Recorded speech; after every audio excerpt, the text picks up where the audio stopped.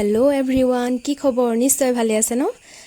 বতৰো বেয়া বিশেষকৈ কাৰণে ভাবিলোঁ ওলায়ো যাব নোৱাৰি ক'তো, আৰু সন্ধিয়া চাহকাপৰ লগত জুতি ল'ব পৰাকৈ এটা ৰেচিপি লৈ আহোঁ। আৰু আলু চপ কেনেকৈ সহজ পদ্ধতিৰে ঘৰত বনাব পাৰি তাকে আপোনালোককো দেখাওঁ ভাবিলোঁ। আহকচোন চাওঁ। আলুখিনি মই বইল কৰি লৈছোঁ। তাৰপৰা এটা ডাঙৰ চাইজৰ পিঁয়াজ মিহি মিহিকৈ কুটি লৈছোঁ। নহৰু 4-5 ফুটামান মিহি মিহিকৈ কুটি লৈছোঁ। মান ধনিয়া কুটি লৈছোঁ। তাৰপৰা মেৰিগ'ল্ড বিস্কুট লাগিব, কণী এটা লাগিব, ময়দা, তাৰপৰা ৰেড চিলি পাউডাৰ, মিট মছলা, জিৰা আৰু গৰম মছলা। তাৰপৰা আলুখিনি ভালদৰে মিহি কৰি ল'ব, এনেকৈ পিটিকি ল'ব। হেতাই এনেকৈ ভালদৰে পিটিকি ল'ব পাৰে। তাৰপৰা মই এখন কেৰাহী লৈ তাত তেল দিলোঁ। তাৰপৰা মিহি মিহিকৈ কুটি লোৱা পিঁয়াজখিনি তেলত দি দিলোঁ আৰু ভালদৰে এইখিনি ৰঙচুৱা হোৱালৈকে ভাজি ল'ম।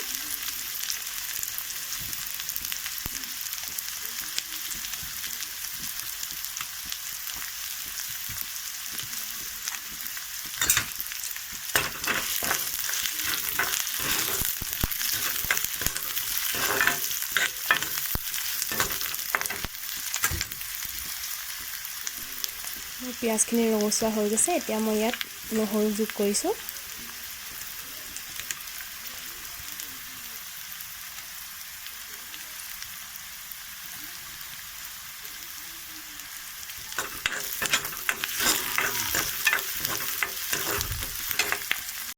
নহৰু দিয়াৰ পিছত মই ইয়াত হালধি যোগ কৰিছোঁ। হালধি কম পৰিমাণে মই ইয়াত ব্যৱহাৰ কৰিছোঁ। তাৰপৰা নিমখখিনি মই সোৱাদ অনুযায়ী দিছোঁ।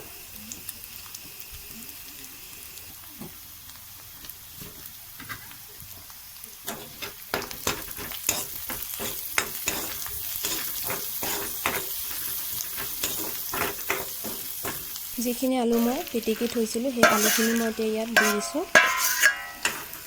ভালদৰে লৰাই ল'ম।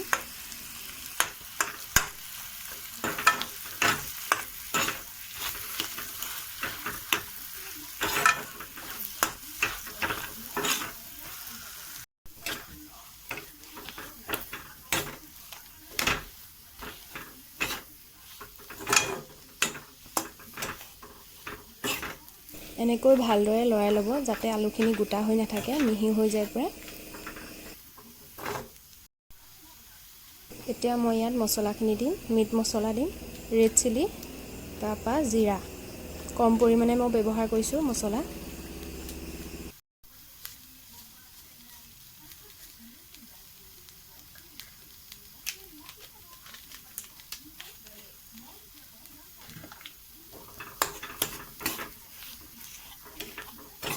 মছলাখিনি দিয়াৰ পিছত ভালদৰে মিক্স কৰি ল'ব।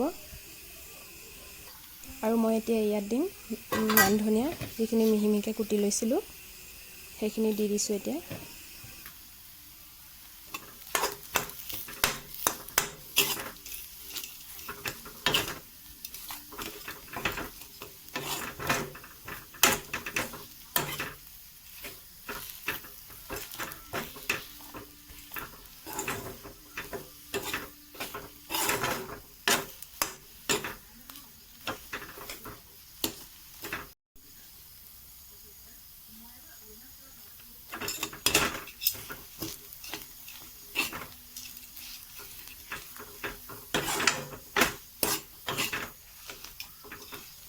এইখিনি হৈছেগৈ। এতিয়া লাষ্টত দি দিছোঁ গৰম মছলা।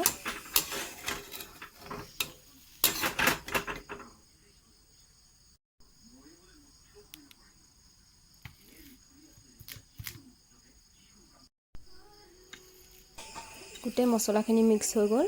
এতিয়া গোটা হৈ গৈছে আলুখিনি, দেখিছেনে? এয়া হৈ গ'ল। এতিয়া নমাই ল'ম মই এইখিনি, ঠাণ্ডা হ'বলৈ দিম অকণমান। আৰু এতিয়া ইয়াত যেনেকৈ দেখুৱাইছোঁ তেনেকৈ ভালদৰে শ্বেপ এটা বনাই ল'ব। তাৰপৰা ময়দাখিনি দি পেলাই আকৌ ডিমখিনি তাত দি দিব, লেটিয়াই ল'ব। লেটিয়াই পেলাই মেৰিগ'ল্ড বিস্কুট যিখিনি মই ভাঙি লৈছিলোঁ তাত সেইখিনি লগাই পেলাই তেনেকৈ ফ্ৰাই কৰিব।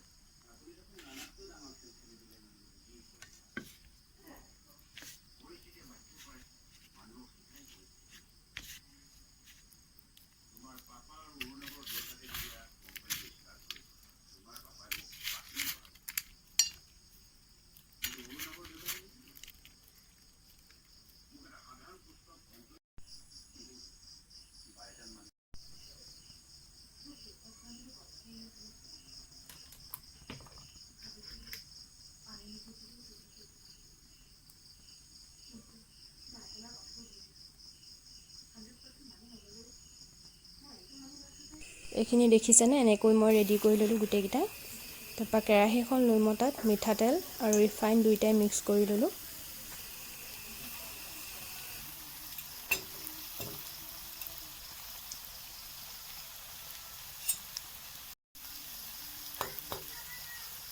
এয়া তেল গৰম হৈ গ'ল।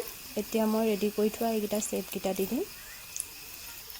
এতিয়া লাহে লাহে এনেকৈ ভালদৰে ফ্ৰাই কৰি ল'ব। লাহে লাহে কৰিব যাতে এইখিনি ভাঙি নাযায় সেইটো চাব।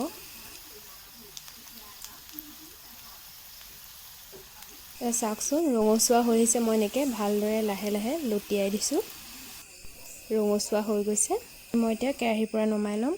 চাওকচোন কি সুন্দৰকৈ মই পৰিৱেশন কৰিছোঁ, আৰু আপোনালোকেও এনেকৈ খাই চাবচোন, ভাল পাব, খুব ভাল হৈছে খাবলৈ। যদি চাই ভাল পায় মোৰ চেনেলটো like, comment, share and subscribe কৰিবলৈ নাপাহৰিব। ধন্যবাদ।